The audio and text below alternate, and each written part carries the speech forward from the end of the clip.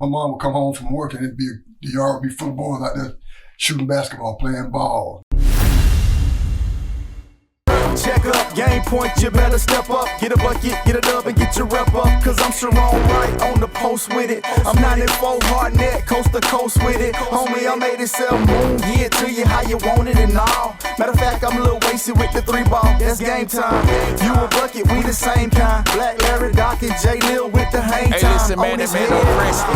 I run Artest beats. I split your double team and dunk on your bestie. I score with them Nets, Petrovic, I Wayne Gretzky. You score on my dog, I'm irritated, scratch a pet beat. Man, the word of players, I show love and they get peace. 20 of them, plenty of them, lemon pepper wet, please. Making John Travolta hit the gym and holler door. Them boys that run and shoot them out the bridge, you better do it, bro. They better do it. We pull up in the bucket to get buckets.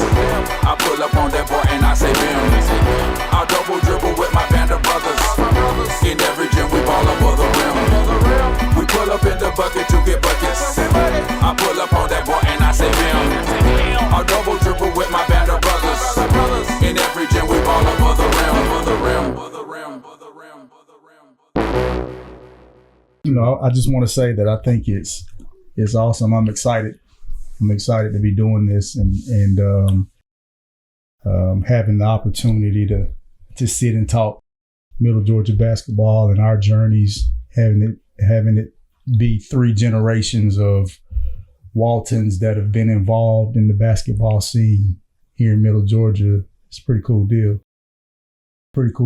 So, so trying to start this podcast and have you guys be, you know, our very first episode, this pilot episode. It's a cool deal for me. Yeah. That's a cool deal for me. Yeah. And I've had a vision of trying to do something like this for a while now, and for us to be able to jump out here and make this thing happen. I'm excited. Yeah. I'm excited. It's been a long journey trying to get started. Just trying to get going, right? Yeah, hey, it's the hardest part. Like trying to get everything together and get the thought process and the format and the, you know, all that kind of stuff. Get it together. It has been, but it hadn't been stressful. It's just been more of a get what you need to make it go happen. Yeah, A process. A process. Absolutely. A process. And something that, you know, just something when you want to do things right, you know what I mean? And you want to do things at a level that, you know, people can appreciate. Yeah. So, you know, for me personally, that's something that keeps me from starting a lot of times. Is I want to see things be perfect right out of the gate. And so, you know, it'll keep me from doing what I need to do just to get going. Yeah. And so for us to just jump out here. Pops, I want to thank you for letting us come crash your crib in your man cave and set up and bring all this stuff in here and That's all right. and sit down and just talk about our journeys, our hoops journeys. That's what it's about. So Yeah. I'm just glad you finally started. yeah, What I wanted you to do start. yeah. Finally started. It's it's needed. It's there's some guys doing some really good podcasts in the area, and we just want to throw our platform out there as well and just give additional Yep. opportunities for people in the Middle Georgia basketball community to be able to voice what they've got going on. So we want to give them another voice, and that's all we're doing. So to start it off, so Pops, you moved to Macon in 87. 87. Yeah. Okay. Moved in 87. And being in recreation department work, you had always been prone to sports and athletics and a love for competing and the other things that come with it. Basketball specifically, take us back to your first memories of the game of basketball. Well, my first memories of the game of basketball, started, I guess, back when in my hometown Cook County, Adel, Georgia, just playing. Because that's all we did. With guys in the neighborhood, kids in the neighborhood, we playing. We would put up the old basketball with the particle board and the goals on it, and we would play for hours, especially during the summers. During the summers, we'd get up in the morning. That was the first thing we'd do, go down to the park and play basketball until lunchtime and come home and eat, get a little snack or sandwich, peanut butter and jelly sandwich, old PB&J. And we meet back up down at the park, and next thing we do, we'd be playing football or something else. We were always playing something.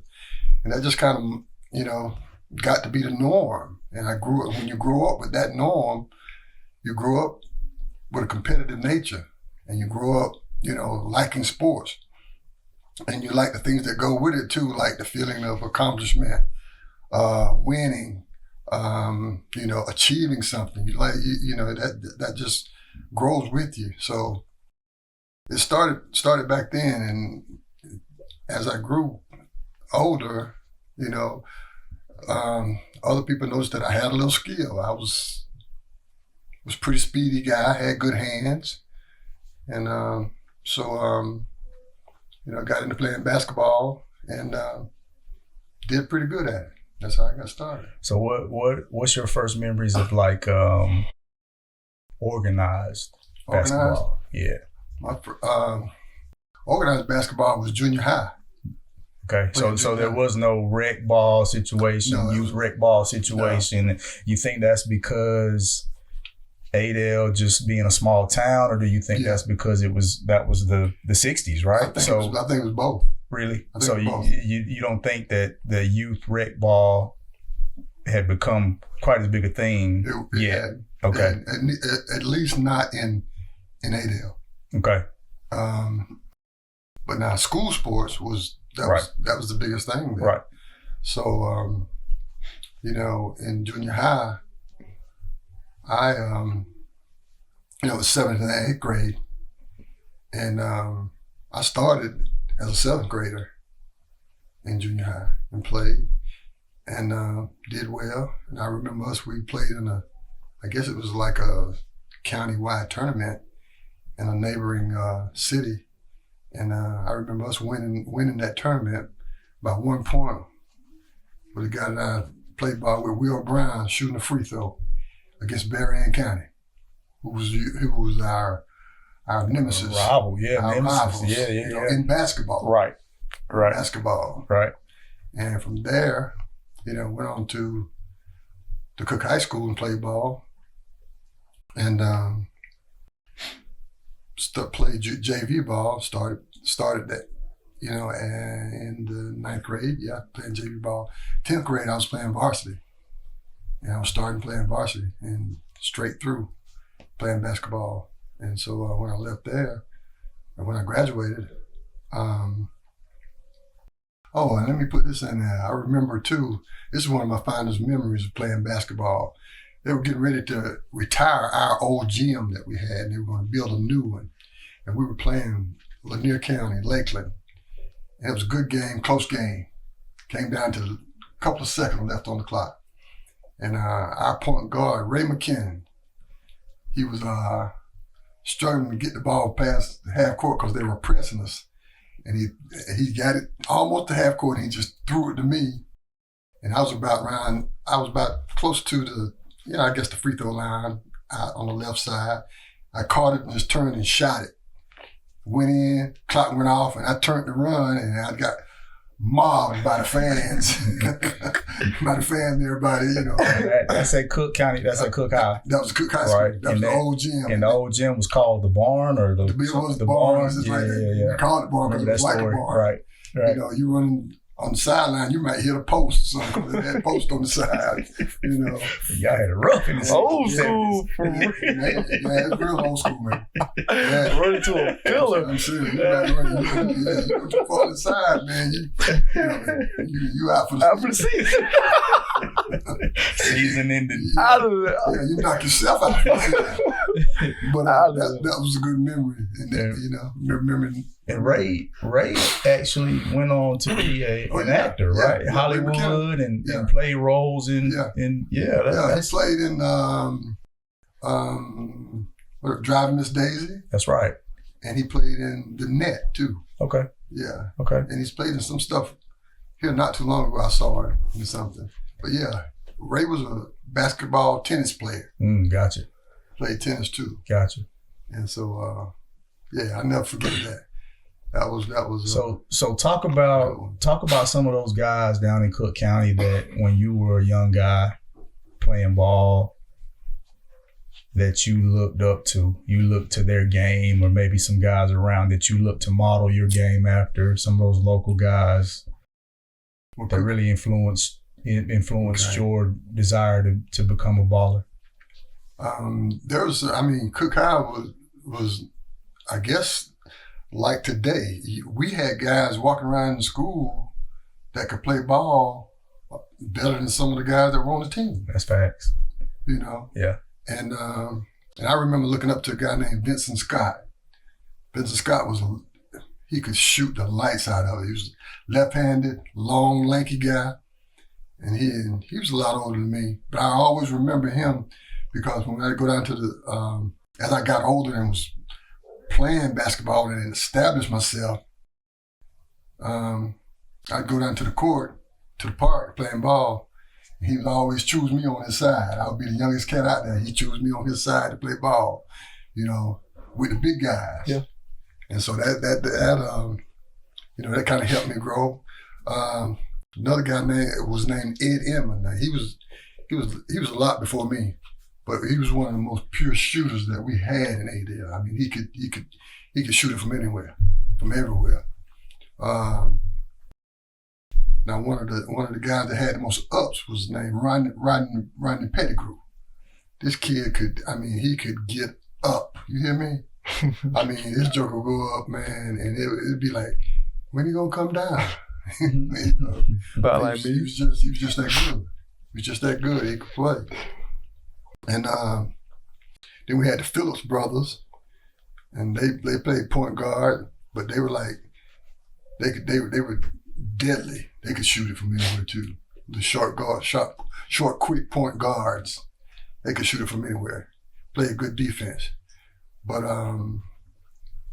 those days were those high school guys. I'm trying to think. I can't remember my other guy. Oh, Justin Levine.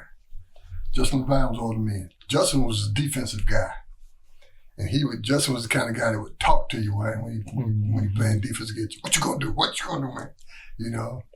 And all that kind of stuff helped mold my game,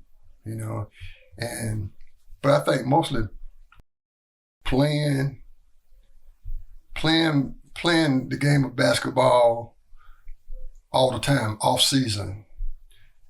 I had my own goal. Like I said, I put it up with the particle board and stuff, and be out there shooting. My mom would come home from work, and the yard would be full of boys out there shooting basketball, playing ball, and stuff like that.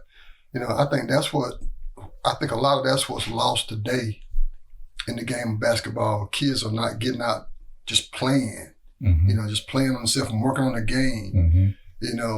Sometimes, a lot of the stuff in basketball you can do yourself. Yep. You can practice dribbling yourself. You can, work out yourself. You can, if you've got to go, you can practice shooting yourself. But I think with the PlayStations and the Nintendos and all that kind of stuff, kids staying inside and playing the game on those things instead of actually playing the game themselves is kind of hurt the growth of basketball a little bit.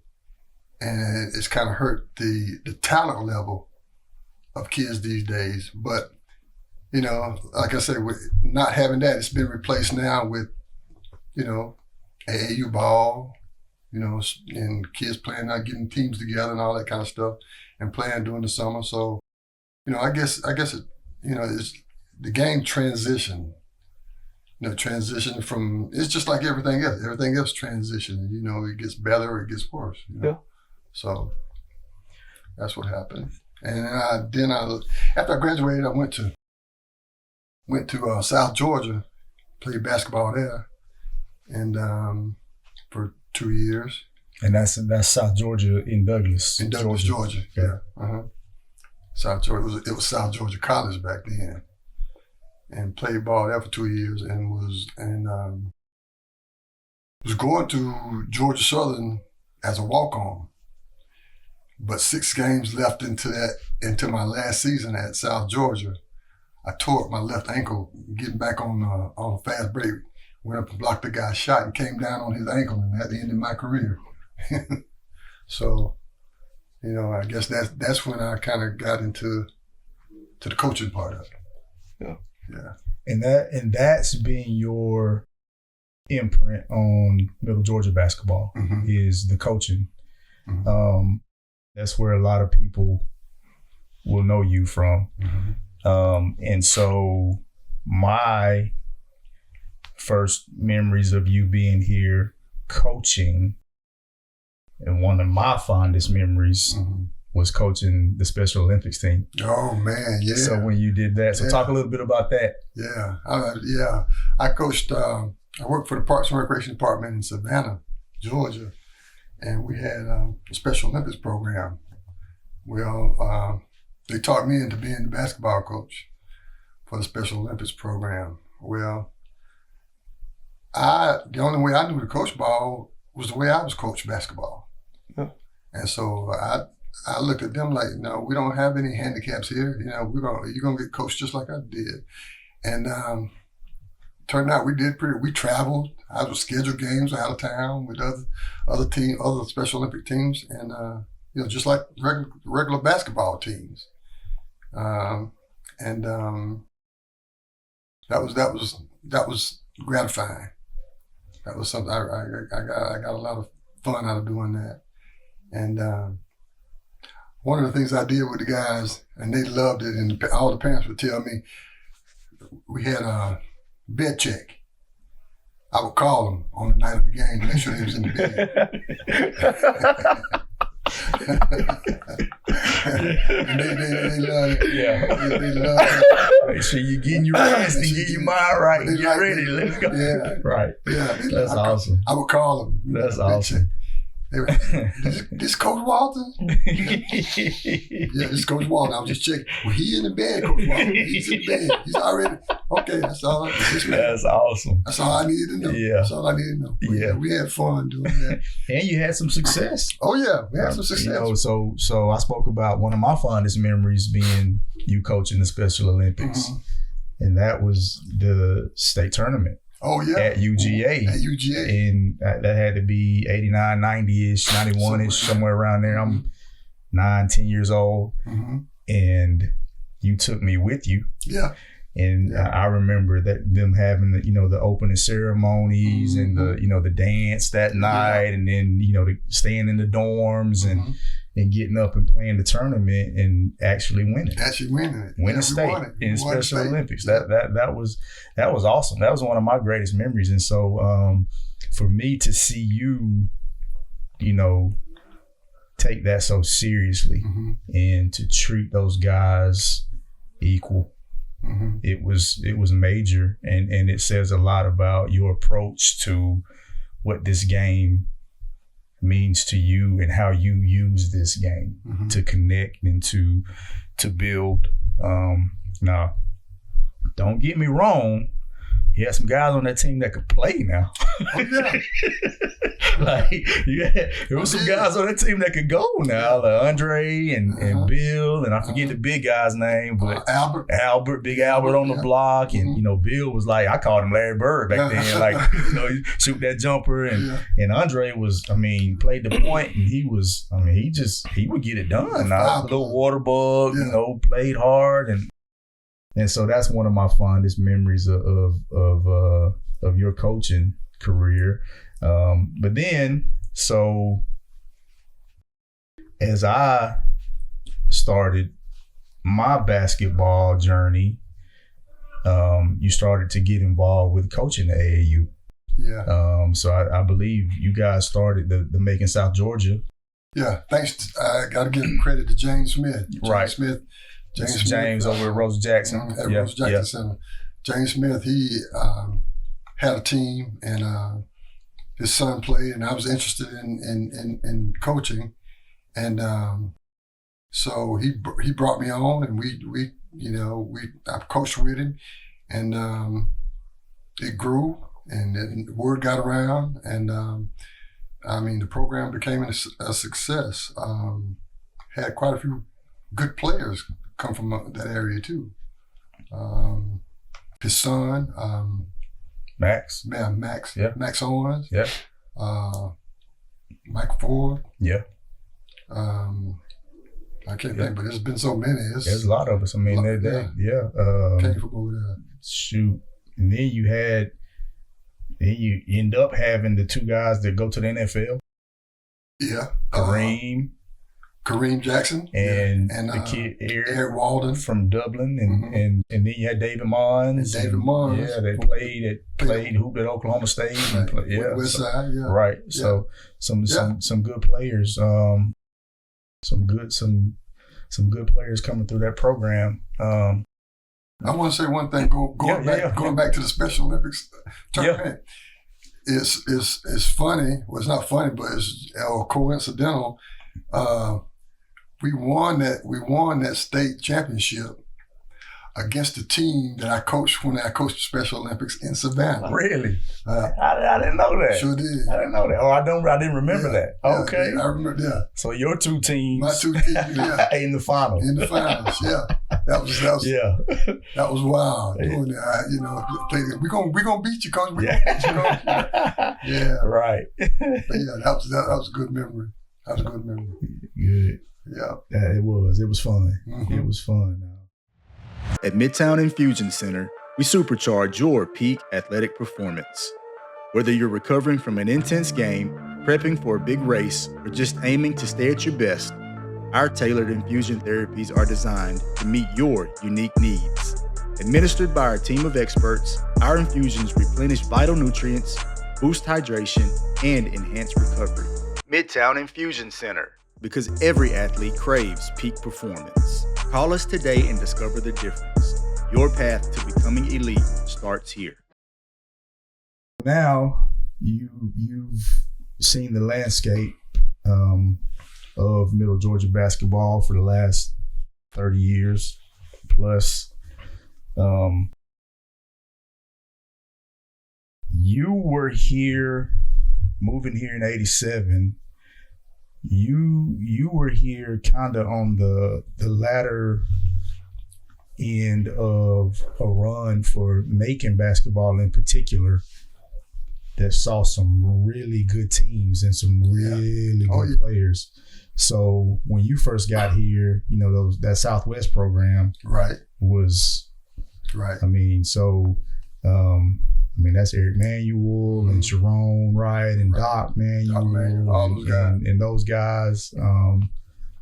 Talk to me a little bit about the differences in the basketball culture in Macon, late 80s, early 90s, in 2024.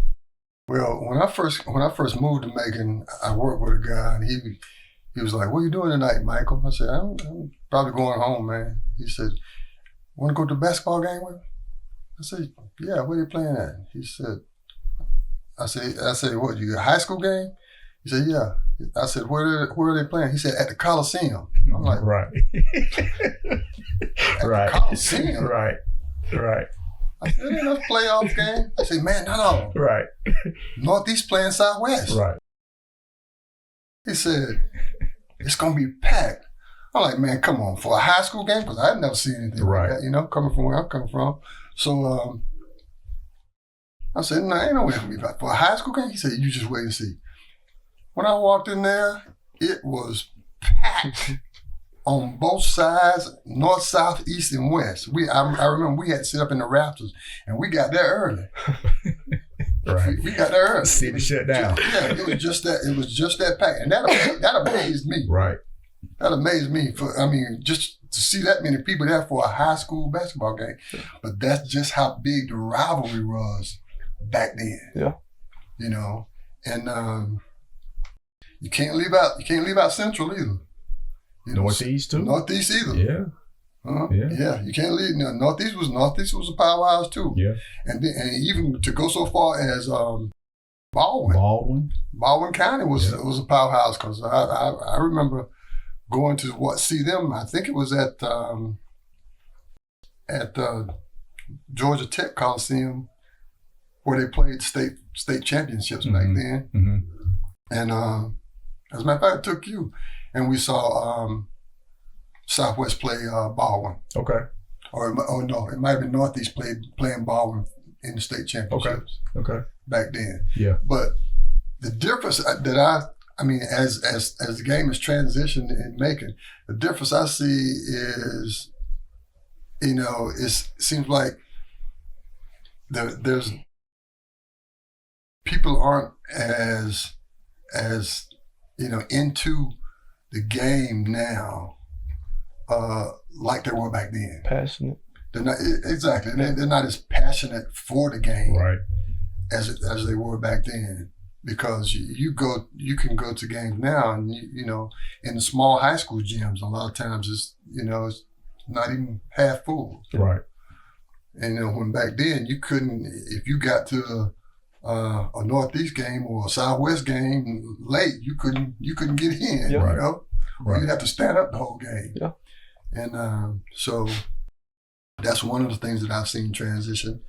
And but I've seen the transition of girls basketball. It has come around a lot. Girls basketball in this area, it's gotten big. But the Northeast girls team has always been good. Though. Southwest, yeah. Always been good. Mm-hmm. So I mean, I guess it's just like everything else. When it makes that transition, it can either be good or bad. Right. So. Right. It seems to me, because I moved up here with you in 90, I think it was. And I can remember just the school pride. Yeah.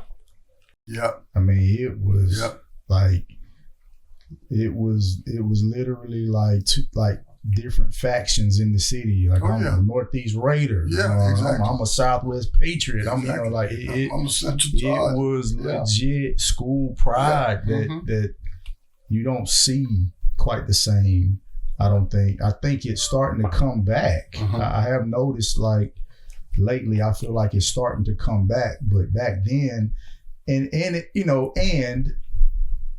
that time was on the tail of the historic Southwest run in the 70s. Exactly. When they win the proverbial national title. And then they win all those state titles in the 80s. And so basketball itself the product was really good. Playing overseas. It was really good in Macon during that time. And, so I think there's been a decline in the product of basketball around the area.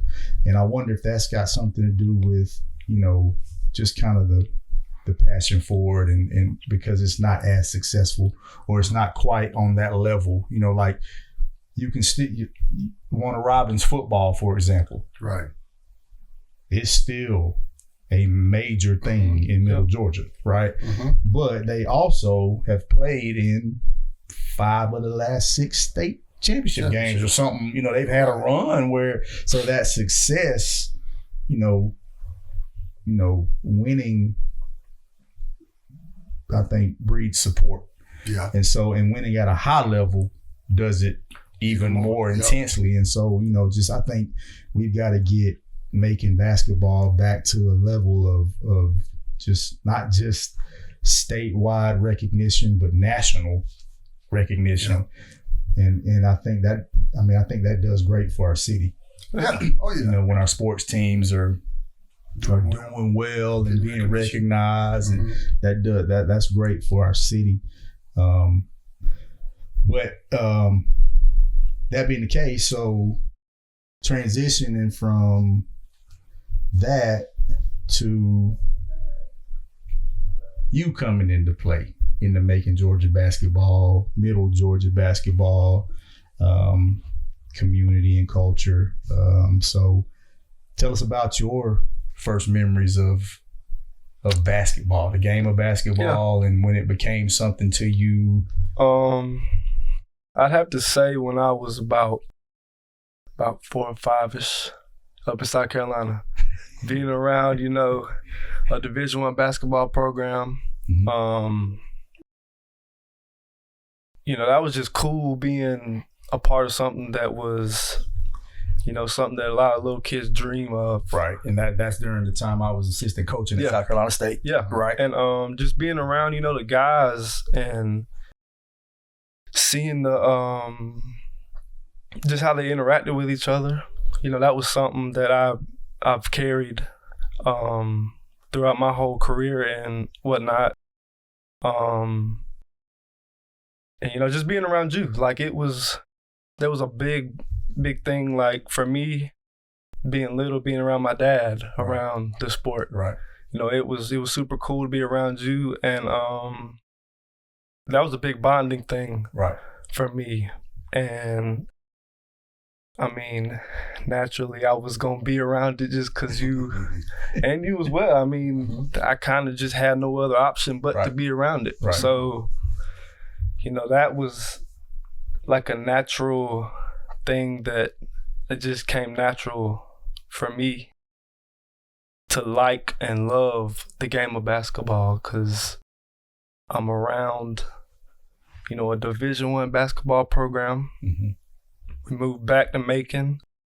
I'm around a college women's basketball program, so it's a different side of it, but it's still basketball. Mm-hmm.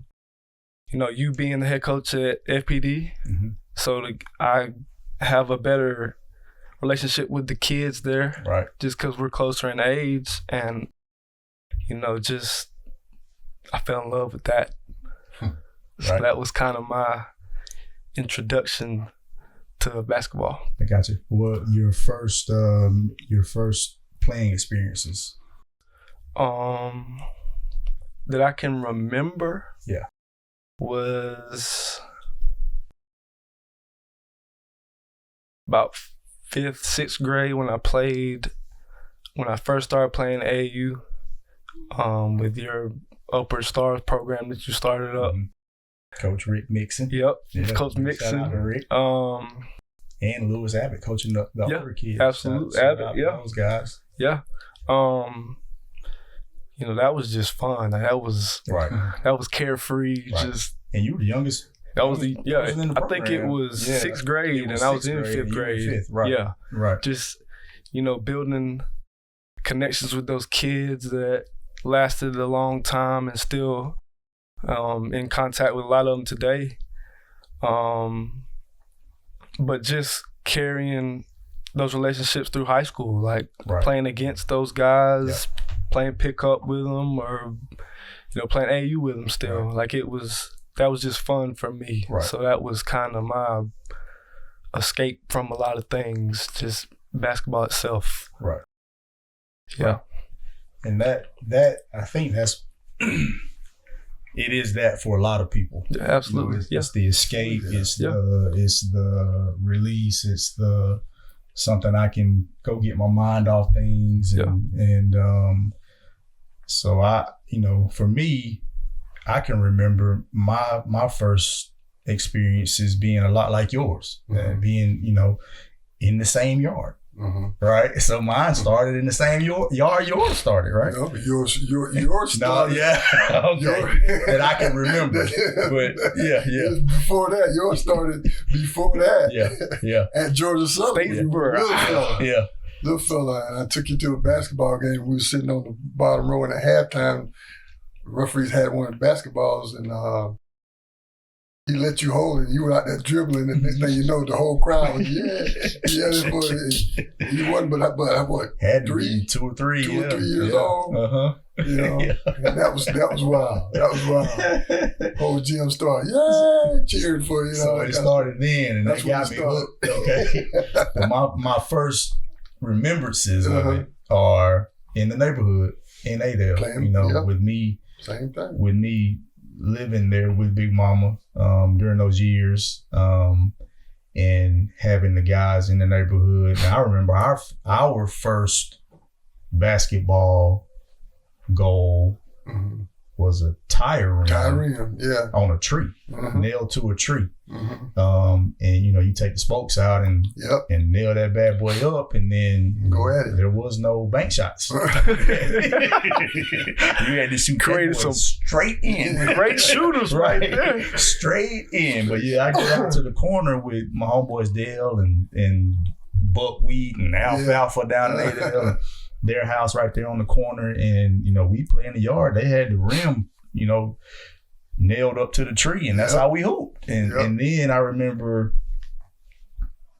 putting up the goal in the yard, the 8x8 post with the particle board, and getting the rim, and I was so excited. But those are my first memories, and it was such a pure. Like, there was nobody pushing you to do that. Yeah. You know what I mean? Like, you just enjoyed. You're playing for the love of the game. The love of the game. And that's one of the things that nowadays, I love playing ball. As the game has become so much more commercialized, I feel like that's being lost. And so the purity of being 6, 7, 8, 9 years old and being able to go out in the yard and just hoop. Nobody pushing you, nobody training, nobody, you just in the yard just playing, man. We playing the 12x1s or 24x2s or however we're gonna do it, and let's run it. You call your own fouls, you call your own walks, and self pass and double dribble and up and down and all that stuff, and you referee your own games, and I mean that's lost. And so and that's one of the things that really, honestly, having been a player and a coach, it concerns me about the game. You know what I mean? Like, I don't think that there's as much love for the game and competing for the love of the game these days. And that's concerning to me. So I think, to add on to what you're saying, as speaking on the love of the game being lost, I think it's more now that it's the love of what I can get out of the game. Right. Yeah.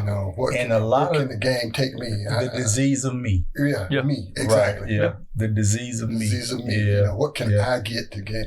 Where can this take me? How is this gonna make me look? Right. I think that's so big now. The me. Right. The me epidemic. Yeah. That, for sure. That it hurts the game. No question. And that was that's one of the hardest parts about coaching now. Exactly. It is 90% of your time is spent coaching that against that, and trying to build team, and trying to build chemistry, and trying to build, hey, we play for each other. We've all got one goal. Like, it's so hard. And I think that the guys who are and ladies who are really successful on the coaching side these days are the ones who are able to break those bad selfish desires for the game and those me first mentalities. But it's difficult. I mean, honestly, it's part of one of the reasons I stepped away. It wasn't fun. Like, that's not fun to coach. Right. You know what I mean? Like, when it's when you love the game and it's pure to you and it's natural, it's not fun to constantly have to coach. This ain't about you. This is about us. Right. You know what I mean? And so that's one of the reasons that I stepped away from coaching, just because it's so difficult. And now that you've got what you've got going on the college level, right? Like, I think it's only gonna get worse. Yeah. Like it's you have to be able to connect to a kid, and get them to understand that if you're playing, especially high school coaches and college coaches, and even AAU, but these high school coaches and college coaches have probably more pressure on them to win, right? So they do. So you have to get these kids to understand that we're playing for something bigger than just your individual success. Yeah. You know, and that's getting harder to do. But it's you know it's funny to watch. Just it's not even about. I don't think for a lot of players these days, young players, it's not even really about winning. Right. Yeah. And that's what's so scary. Right. Like we played because we wanted to win. We want to compete. It's about winning. Like I want to win. If it didn't matter. If we step in that yard at 610 West 2nd Street, Adel, Georgia, want to win. I'm trying to win. Exactly. If we step in State Farm Arena, I'm trying to win. If one of my friends came from cross town over to play ball with me, I gotta get you. I'm trying to beat his shot. I'm trying to win. I gotta get you. I'm trying to win. Right. 1-on-1 every game. Yeah, but now it's more so my stats more than it is my wins, and that's an epidemic that's creeping in. And my video. I feel like now that's viewed as a win. Maybe the concept of winning has changed. Yeah, absolutely. And that's a okay. If I can get my stats, if I can get my video looking good, my highlights, that's a win. I'm winning. Yeah. I'm winning. Maybe it has changed. Makes sense. That makes sense. Changed, you know. That makes sense. How big of a But also now, like the Fab Five of your time. Right. Y'all looked up to those guys, but they were playing for each other. Absolutely. right. So now when you look at the Dukes and the North Carolinas, is the pro, like it's right. They're talked about as a pro, right, instead of a team. Right. So now it's like, oh, I want to be like that. Right. I got to be a pro. Yeah. He's going to be the next draft pick. Exactly. That kind of stuff. Yeah. I got to be the next pro. Like I got to get mine. I don't have time to sit here and look out for the other four guys on the court with me. Right. So, I mean, that's and it's, I'm not like trying to be selfish or anything, but as a player now who doesn't care much for the videos and the individual wins, that's frustrating. Right. Because I'm trying to go win. Like y'all, I mean, I was raised around winning as a unit, not as one. I was raised as winning as a unit, so it's frustrating now. And I mean, like you said, it's super commercialized everywhere. Right. Well, talk to us a little bit about that. So your high school career, you graduated in 2022 from Tatmel. Played 4 years of varsity there. Talk to us a little bit about your playing experience there. Yeah, so I transferred over going into my freshman year. And you know, that was honestly my favorite year out of my 4 years, just because it was about us. And a lot of it, and truthfully, there was a lot of newness in that team. We had 2 freshmen starting. We had a kid transferring as a senior. So it was all mixed up. But at the same time, it was the chemistry was there. And, you know, you felt that as a player. Like, you could truthfully trust any and everybody on that court. And, I mean, later on in my high school career, it kind of felt I mean, there was still some chemistry, but it was in different cliques. So it wasn't necessarily all in one. So, you know, you're trying to fight that as a player, you know, from being a freshman to a senior. My freshman year, I mean, it was easy to feel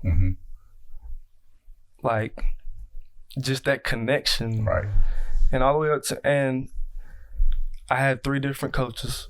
So that kind of plays a fact into it, just not being able to have enough time to really build that. Right. So that was kind of a struggle as a player. But also, I mean, it was, and I fell victim to it as well. You know, you get kind of selfish in those situations just because you don't feel comfortable with everybody else. So Right. it's kind of, okay, well, I got to protect myself. Right. So I got to go get my own and make it my team or my whatever you want to call it. Right. So it was, you know, that was kind of frustrating, but I mean, I had a pretty solid 4 years.